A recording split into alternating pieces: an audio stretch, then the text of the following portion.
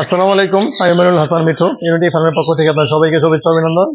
তো অনেকদিন পরে পূর্ণাঙ্গ ভিডিও নিয়ে আসলে আপনাদের সামনে উপস্থিত হয়েছি। আর ভিডিওটা আজকে হবে পাখির ফার্মে। যেহেতু আমার পেজে কিন্তু মোটামুটি আপনারা মাছ সহ বিভিন্ন ধরনের ভিডিও আপনারা দেখতে পাচ্ছেন, কিন্তু আজকে ভিডিওটা হবে মোটামুটি আমি আমার পেছনে যে বক্সগুলো দেখতে পাচ্ছেন সবগুলো কিন্তু ককটেলের বক্স।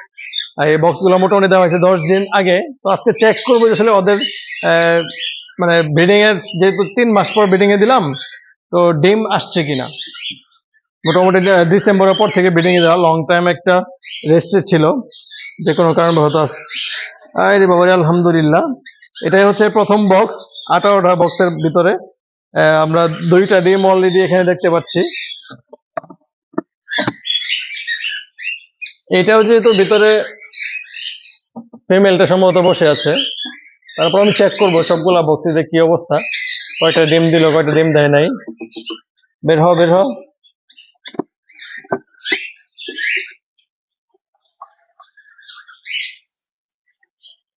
তো মাত্র 10 থেকে 12 দিন হয়েছে, তো মোটামুটি আলহামদুলিল্লাহ পারা শুরু হয়েছে এখানে একটা। সাধারণত আমার পাখি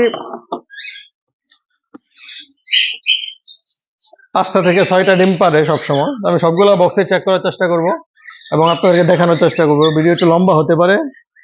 ওই রে বাবা রে, ভিতরে বসে আছে। বের হ বের হ বের হ বের হ বের হ। আলহামদুলিল্লাহ এখানে হচ্ছে 3টা। মানে আস্তে আস্তে সংখ্যা বাড়তেছে, দিন যাবে ডিমের সংখ্যা বাড়বে।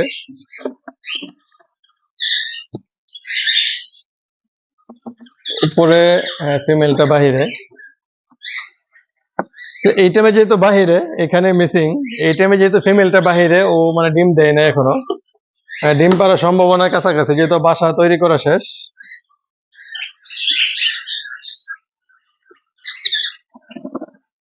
এখানে হচ্ছে 2টা।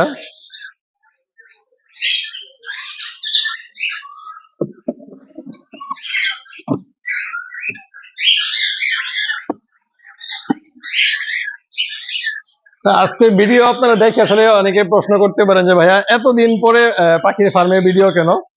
তো অনেক কারণ থাকতে পারে। তো প্রথম কারণ হচ্ছে ব্রিডিং না থাকলে আসলে ওরকম দেখানোর মতো কিছু থাকে না। জাস্ট ফার্মে কাজ করি আবার চলে যায়। তো এখন যেহেতু ব্রিডিং দিছি, এই যে অনেকদিন পরে ব্রিডিং দিলাম, প্রায় ডিসেম্বরের পর থেকে ব্রিডিং এ দিলাম। ডিম আসতেছে, নিজের কাছেও ভালো লাগতেছে, আপনাদেরকে দেখাইতে পারতেছি, এটাও ভালো লাগতেছে। মাশাআল্লাহ আলহামদুলিল্লাহ। এখানে হচ্ছে 3টা। তো মোটামুটি আমি যে কাঠের গুঁড়াগুলা দিয়েছিলাম শেষ হয়ে গেছে।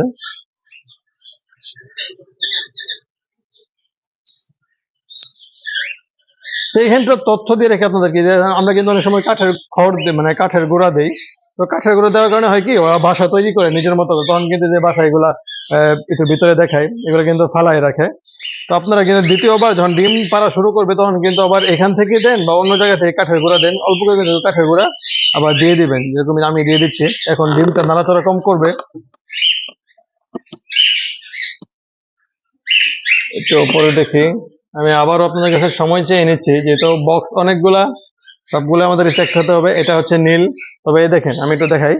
একটু যে বললাম, এই দেখেন ওরা কিন্তু বাসা তৈরি করতেছে, যার কারণে কিছু কাঠের গুঁড়ো সাইডটা পরে থাকবে।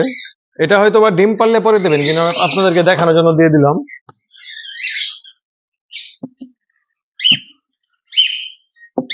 বের হ বের হ বের হ বের হ। হম।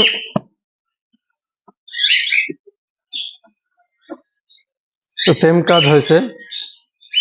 আমি আবার এখানে দিচ্ছি, তবে এটা দেওয়া যাবে না, একটু পিঁপড়া বেশি আর কি। বক্সে এরকম পিঁপড়া থাকতেই পারে, এটা আপনাকে খেয়াল করতে হবে। তো অন্য জায়গা থেকে এনে দিতে হবে, কারণ পুরো ও বাসা তৈরি করার জন্য যাবতীয় যে কাঠের গুঁড়াগুলো আছে সব কিন্তু ফালাই দিছে।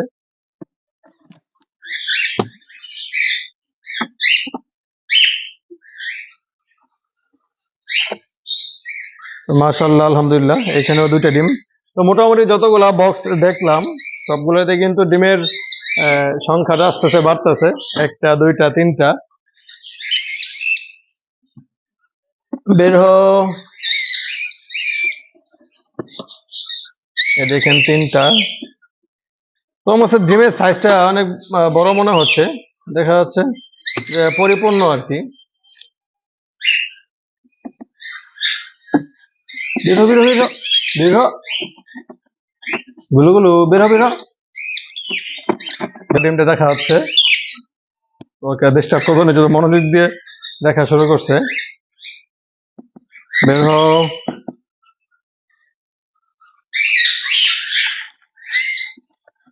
বের হবে বের হও।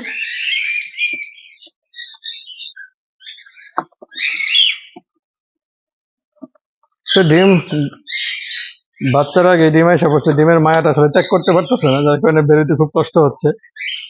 এখানে আবার আমাকে দেখতেছে, পাহারা দেয় যে ওর ডিম আমি কি করি।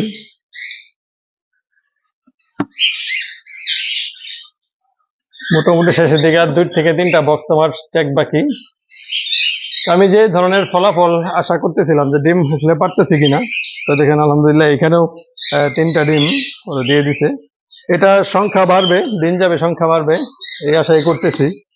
পরবর্তীতে বাচ্চার মুখ দেখতে পারবো। অনেকদিন যাবত, অনেক দিন হয়েছে এই বাচ্চা দেখি না। এখানে 2টা, এরা হচ্ছে বাসা তৈরি করে, তো যার কারণে কাঠের গোড়াগুলা একটু ছড়ানো ছিটানো থাকবে, এটাই স্বাভাবিক।